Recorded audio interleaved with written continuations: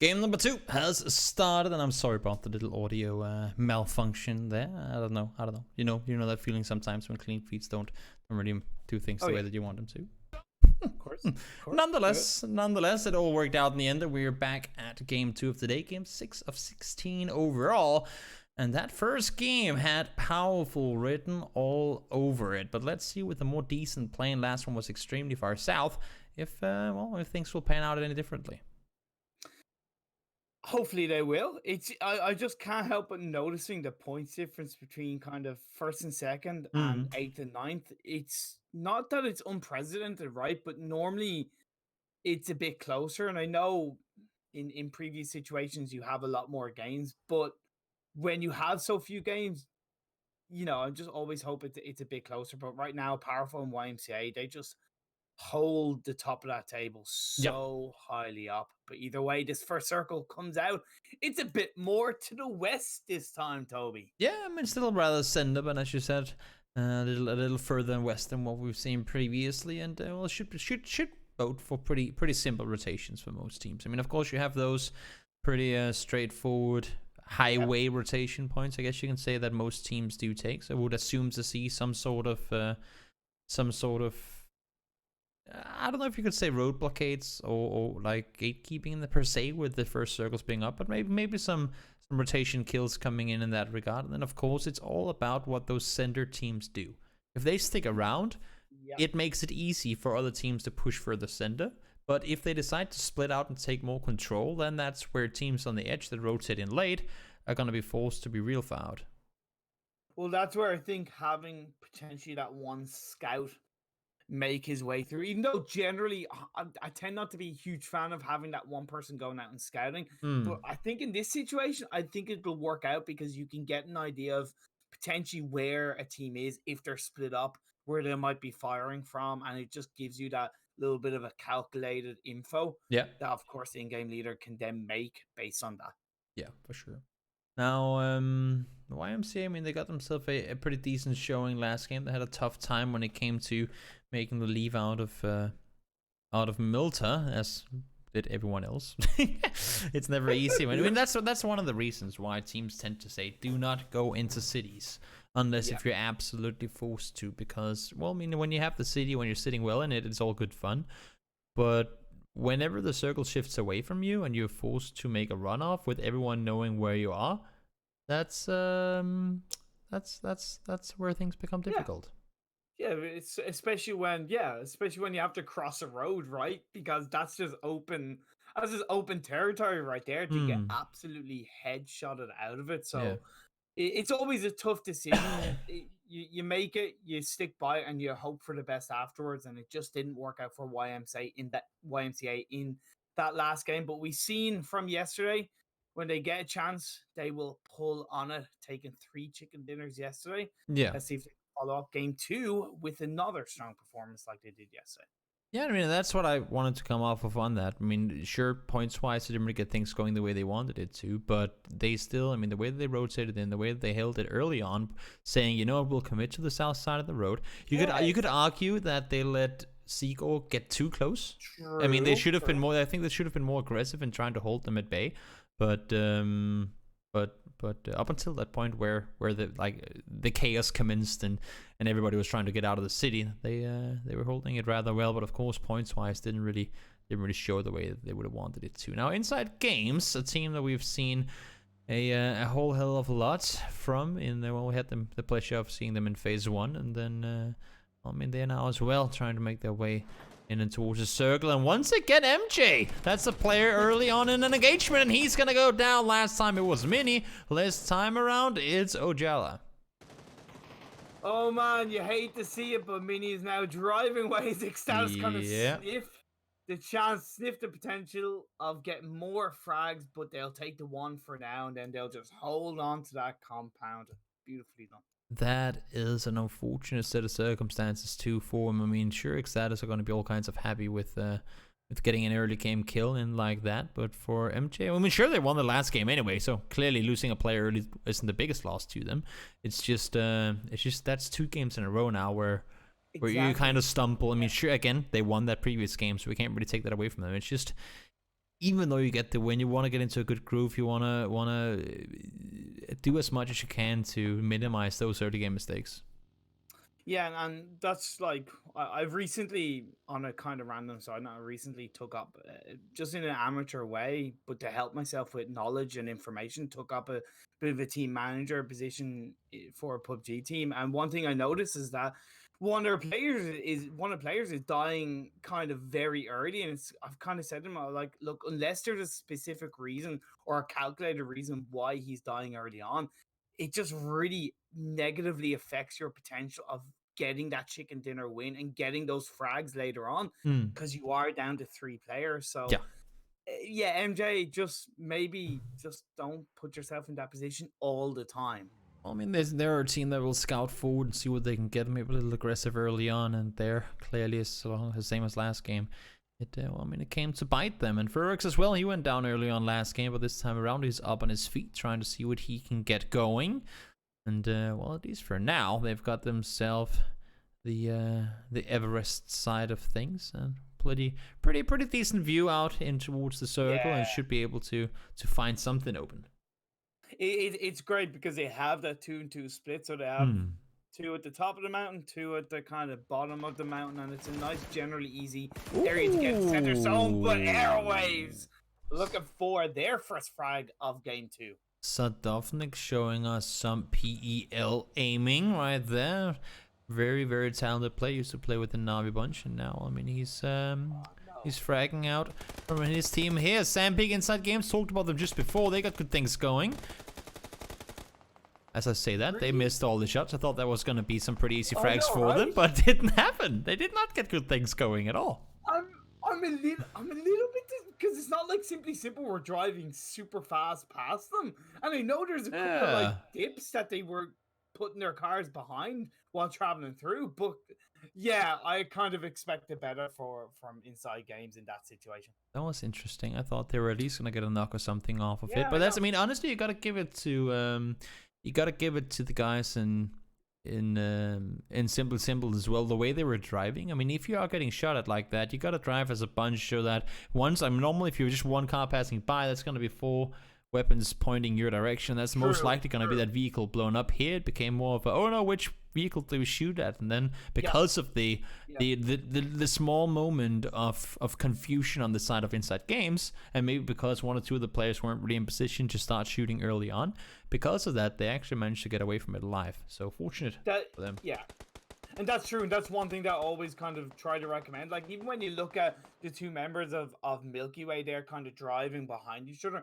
One could argue that even though it's only 2 vehicles, that maybe they are just too far apart. You know, whereas when we saw from Inside Games, you know, Simply Simple, my apologies, they all stuck so close together. So in this situation where they were getting shot at, like you pointed out, there was a bit of confusion. Yeah. And they didn't get taken out. So yeah, I always try to stick your cars close together when driving into the circle. But we're going to see this next phase show up. Where is it going to go? Center. Yeah. Center, as you could expect it to be here. There's a little bit of water on the southern side, but doesn't matter too much. Only thing here is that, well, I mean, Pachinki is still in. Is anyone going to commit to that? No, most likely not until that next circle, if it does go east. But on the western side, you can see the compounds right now. Well, the vast majority of them are taken already. So I'm kind of curious. Will it be a bit of a field of Pachinki finish, Toby? Could be to those final moments? However, SEEKORG and Futbolist coming close together. 3 members of Futbolist in that one building. Yeah. And 4 members of SEEKORG. Nades thrown everywhere as best as they can. You can see Fishy is trying to push around the backside. There are only 3 guys up and alive. For Futbolist lost a player early on. Saw before in that rotation coming on through. Sedovnik was there to hold the angle. And Fischke, well, he's trying to get the info on the backside of the compound. Ooh, but he's getting shot at now from Airwaves. Ooh, now he does turn his attention to the other side of the rock. So he's going to be able to protect him a little bit more. He's going to take that painkiller, trying to heal himself up. As the grenades fly all around, Barless has been knocked down, I believe, from one team in the opposite end. I don't know if it's Airwaves or if it's someone else. The thing is, here, I mean, they cannot have this fight last long. They need to either take it like full speed forward or disengage somehow. They know, I mean, if you're SEEKORG, you know that the compound on your southeastern side is open. Should potentially try and backtrack towards that one, because as we can see, so many different teams are looking in their direction, and Fisky now spinning around, trying to see, guys, do we have anything available back there, or do we not? They cannot have this last too long. Yeah, and I totally agree with you, Toby. I know SEEKORG might not be aware of how many players are in there, but you've got to make that call. You've got to make that play to either be aggressive or back off, because right now all they're doing is they're putting themselves under pressure of being third party from Airwaves. Yeah. And of course, just wasting resources, wasting grenades that could help them out later on in the game. Stalling in an area like this is not what you want to happen. That is for sure. Well, MilkyWay, they're driving on forward. Not a whole lot to it. They'll get themselves a compound to loot from, if they do need any more of that. Simply simple, they've taken up the yellow houses just on the southern side of the Pachinki Hills. And, well, as you can see here, a few bullets flying in from Four Kings down towards them. Shouldn't be too much of a engagement coming off of it. But, of course, now you know where maybe not to look. And also, there is a bit of a pinch on the side of Simply Simple that they've got to be aware of. However, this is the play we're talking about. This is a push that SEEKORG are pulling through onto Futbolist. Finally, something happens. They realize who's on the other side, and Fiske, well, he's going to get himself the first one, and now it's just 2 guys left alive for Futbolist. Genso, he needs to pull off some magic here. As we can see, just 2 guys up on their feet, and this ain't going to be easy. He wants to go for the rest, but I'm not sure you're going to be allowed to. But they are. You're giving them every chance. Come on, SEEKORG. You got 4 man. You took 1 man down. You're at least on a higher advantage, and that's the second knockdown coming out from SEEKORG. Yep, Hugh does get one. He's allowed to get the flush in as well. Furax taken down because of it. That is a mistake, if you ask me. But, of course, with Airwaves taking the compound on the backside, things are getting difficult, and Hugh is getting one more, unfortunately, for him not able to get down the last 2, but that was a very good fight for him, trying to stay put in the end, though. SEEKORG take themselves the win in that engagement, but costing them more than they should have won. Well, hey, look, they won it in the end. They pulled the trigger a little bit maybe later than they should have, and even when they did pull the trigger, it felt a bit miscommunicated between the members of the team as one look of them north, did go down. Look north, look who's coming, full speed forward, powerful. They came up with a 17 kill game, and they want more. They saw the knocks, they saw the damage done, and they know that these guys are going to be caught on their heels. This is going to be tricky, but Airwaves, they are sitting on the eastern side, so could potentially be a third party engagement for them. Masterlick down immediately. Ooh.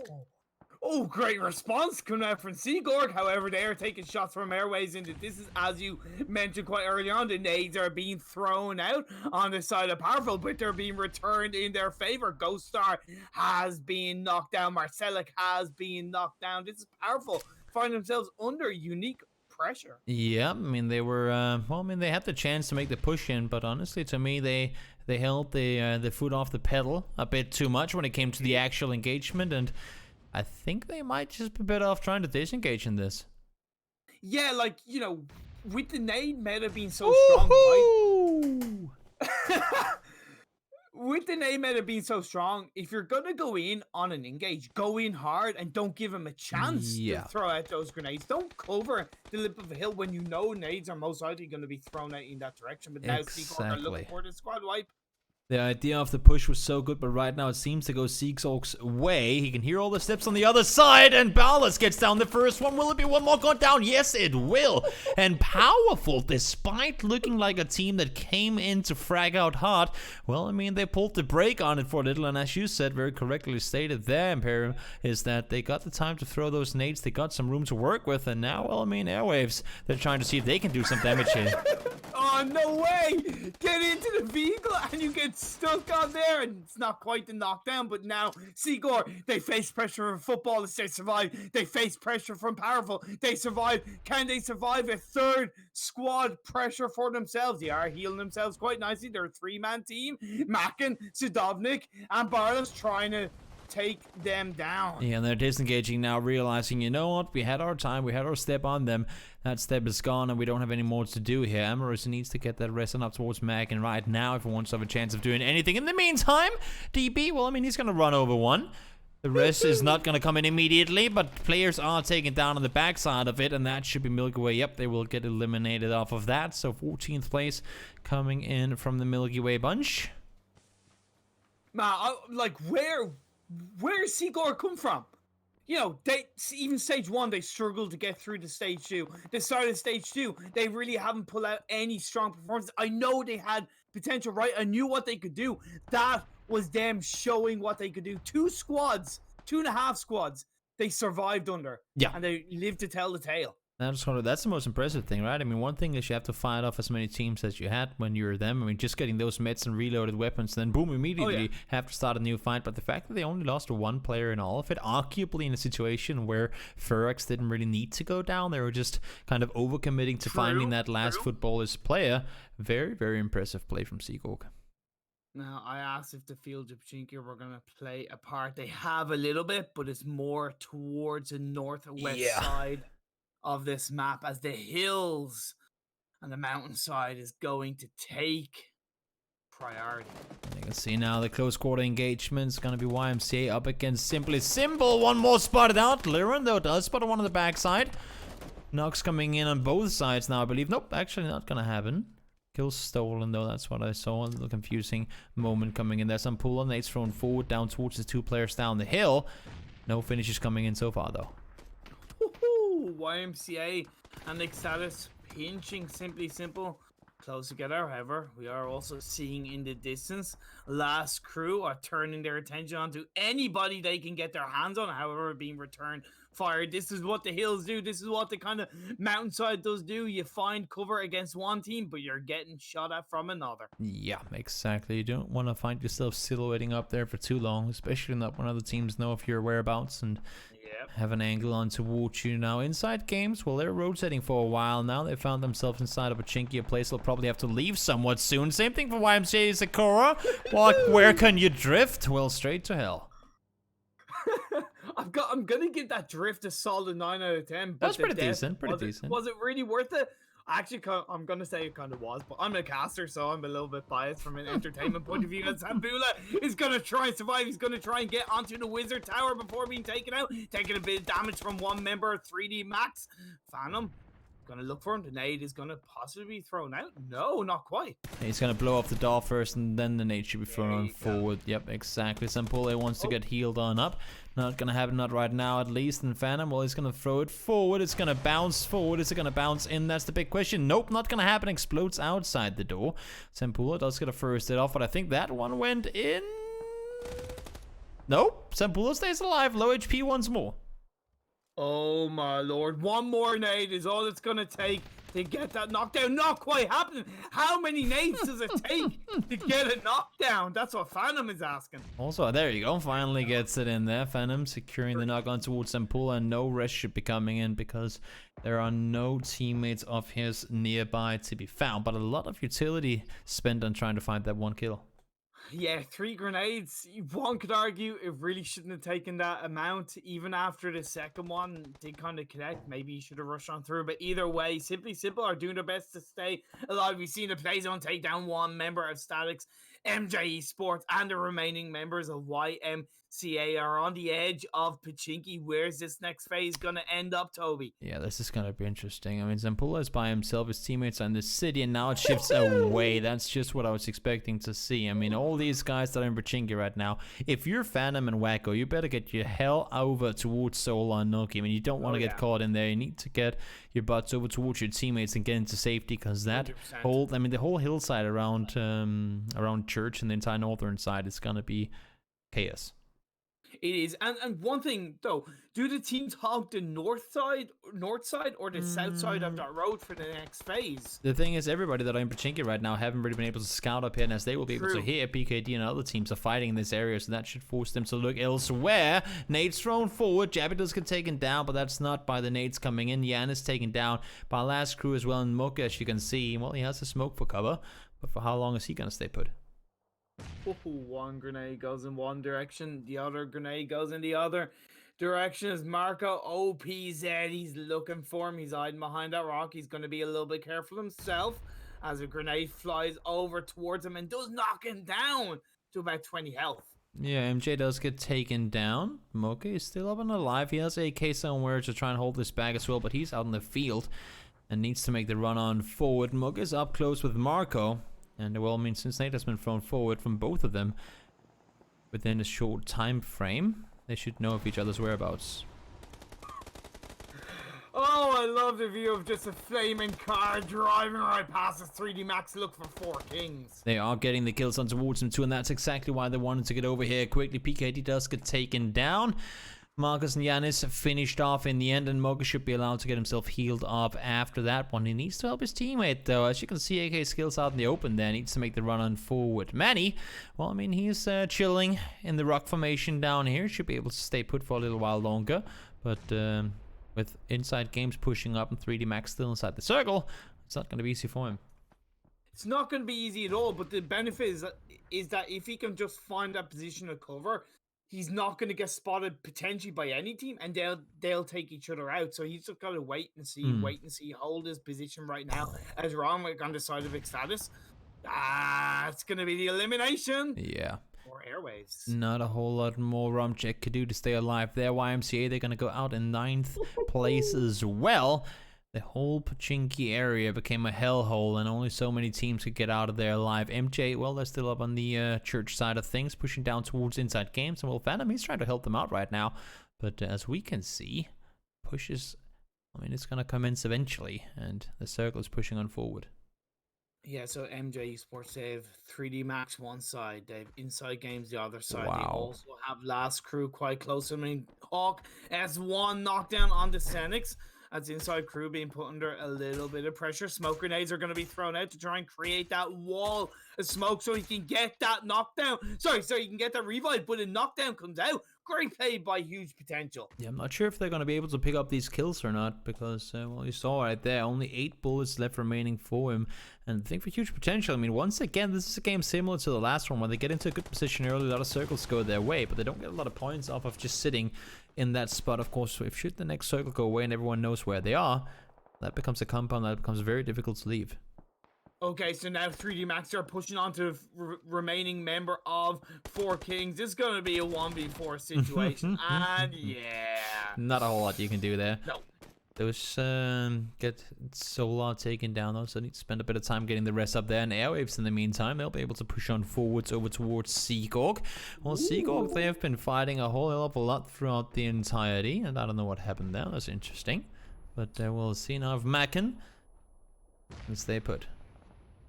Barlos has been knocked down. It's not even worth going for that revive, in my opinion. Not right now, not with the amount of potential grenades that Airways have. However, Macken doesn't have a grenade. That's why he's turned his attention to that gun, to that scope to secure that frag. He does have the angle trying to see the last player down the hill, but they do have ballots to deal with uphill as well. Ishka is down on the tree. They know he's somewhere in the vicinity. Just a matter of him being able to spot him out. Philo is actually the one up there. See the good thing for SEEKORG, well, not so much for Fisk, but for Philo, is that Philo is inside the circle, so he doesn't have to move at all. Fisk does, but they're kind of waiting with communication from Philo on where Airways are actually moving in, and he's going into the vehicle. That's a good call coming out from Fisk. Not really expected. However, we are seeing action come down as Inside Games are going up against MJ. Very dangerous move to make it into the vehicle. That does get that one, but it's not going to matter in the end. SEEKORG are eliminated, and Airwaves continue to impress. Sadovnik was the one to push further forward, was taken down, but the rest should be coming in. I said Airways can take a couple of games, a couple of days to kind of warm up before they get into a stage, and that's exactly what is happening in this stage 2, day 2, game 2, as MJ-Esports getting put under pressure with the nades being thrown at by 3D. Yep, Stratus, you're gonna burn, baby, burn. Not a whole lot more you can do. Unless if you do get a first aid off in the middle of it. Nope, not gonna happen. Phantom's Molotov was too much for him to handle. And you know now, well, I mean, he's all alone, and he has 4 guys pushing up towards him. Burn, baby, burn. Disco Inferno. 3D Max looking for another squad elimination, looking for that wipe, and that is them going to be securing more frags. Another dominating performance coming out from 3D Max is going to be put underway as we are down to 5 teams, 15 players alive. That's an average of 3 per team. Yeah, pretty solid performance so far for for 3D Max. Only 5 kills. Again, they didn't have the position for a while, but the way they rotated, the way they've been able to disengage from kind of heated areas of the map has kept them alive and in the game, and now they secured a top 5 finish. Another team that's been rather passive, their position given, is the guys down here in huge potential. Well, but as you can see in the map in the corner, they do have to leave now. Yeah, they do. Good thing is, though, Toby, is that they're a full squad, so they can possibly have a bit of a split position, so they can kind of try and find those angles. Although we do see last crew have been taken 1 member short once again. It's just AKA Skills that's left alive, who's trying to get the knockdown onto Wago. Can the first AK come out before the Blue Zone does this damage? I think it is being able to survive, as AKA Skills is just holding his position for now. Yeah, he will need to crawl further forward in a few moments. The circle is closing in already, and that's the second to final one.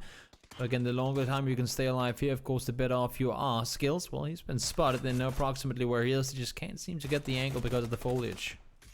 Yeah, he's also covered behind a tree, but like you just pointed out, he's going to have to move up forward. He tries, but he fails because 3D are on top of him right now, and that's last crew eliminated in 5th place. 4 teams, 13 players alive. And immediately, as one guy goes down, Noki turns around and spends his attention elsewhere. Nate's now thrown forward to 7 kills already for the French team, and they're looking to take an engagement with the Airwaves team here. But Sandpeak, I mean, they do have 2 sneaky snakes in the middle of it.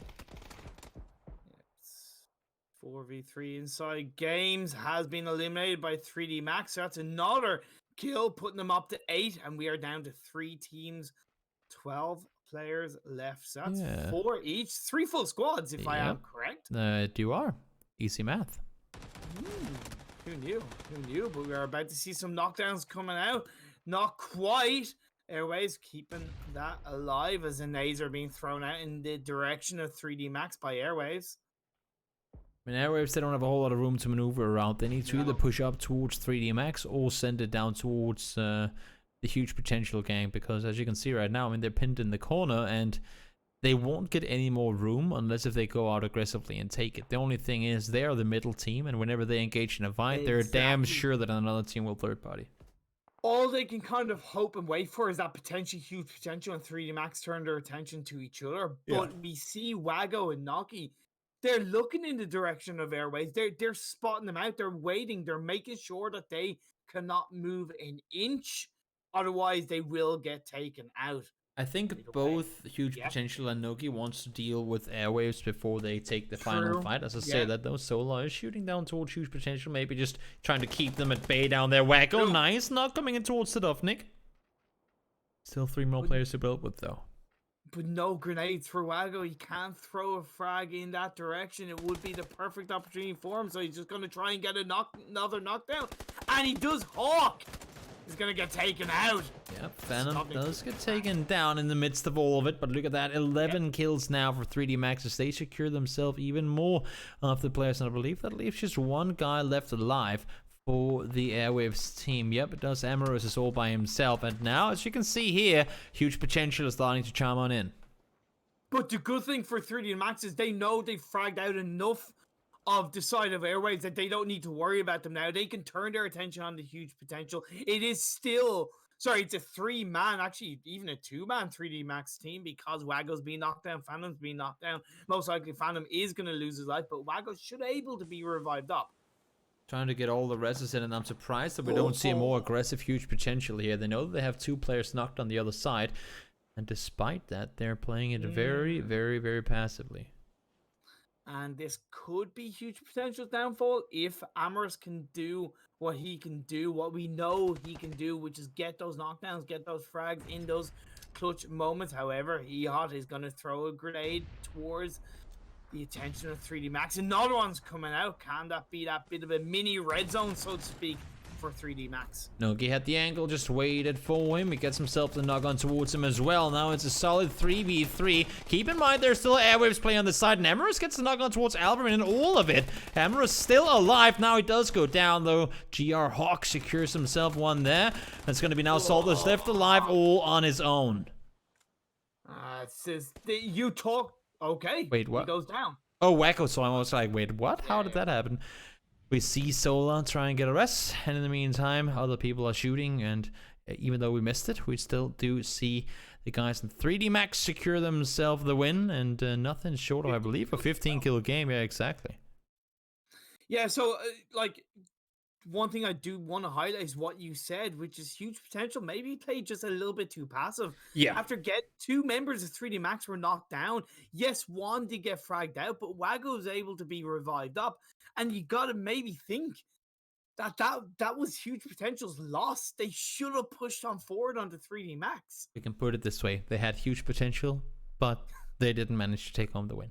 They, as you said, I mean, they know there was one guy down already, and they had two guys knocked in there. That should be, if you don't get a chance, you don't get a better chance to engage when you're still 4 guys live in a situation like that. Yeah, that it just kind of feels bad, man, because I talk about putting the game in your own control, and I know it's always hard in those final moments to make that play, to make that call, but you just got to think, okay, use the calculative situation that you're in. You know that at least one member of 3D Max has been knocked down, because you got that knockdown. You got the second knockdown, push in as a 4-man squad and get that elimination. The chance, but they failed to seize it. A team that did succeed in doing so, though, were 3D Max, and I mean, in all honesty, coming off of phase 1 and stuff, 3D Max, they have, I don't know, they haven't really been able to impress the way that I wanted to see. So them getting themselves a solid 15-kill win here is really, really good to see, and hopefully, whatever momentum they'll be able to create over this day and tomorrow, that should put them in for a good one for the next phase. Oh, 100%. It's because, like I had highlighted, the points difference between Power up top and 3D Max in 9th place. With that win and those 15 kills, that's going to put 3D Max not only closer to the likes of Powerful, but also give them a point advantage against the teams below them. And speaking of points, well, Powerful, they got themselves a 17-kill win last game. This time around, not so much, out with 0 of them. And MilkyWay doing the same thing, just 0-point game as well. Unfortunate to see, but 15 kills in a 25-point game for 3D Max, that is something they can be well satisfied with. And SEEKORG, 7 kills, 5th place. I know it was only kind of 1 point from going out in 8th, but I was so impressed. That was the best I've seen from SEEKORG between both phases of this promo, and great to see them kind of have a strong performance. Hopefully they can follow it up. However, we do see the head-to-head stats between 3D Max and huge potential. See them right there, Phantom up top, almost 1,000 damage by himself. Very, very, very impressive to see. Yeah, and Wago with 6 kills. We've seen in stage 1, the 7 was the best to beat. It's yet to be beaten, as the head-to-head between Phantom and Greenhawk does come up for you guys. I'm just trying to fix my computer while we're talking. There we go. All of a sudden my mouse stopped working and I couldn't swap scenes or anything. But nonetheless, Phantom up there, plenty of points, plenty of damage done by him and his French lineup. And of course, that's going to be it for this game. We'll take it to a short break, guys, and we'll be back with the next one in just a few.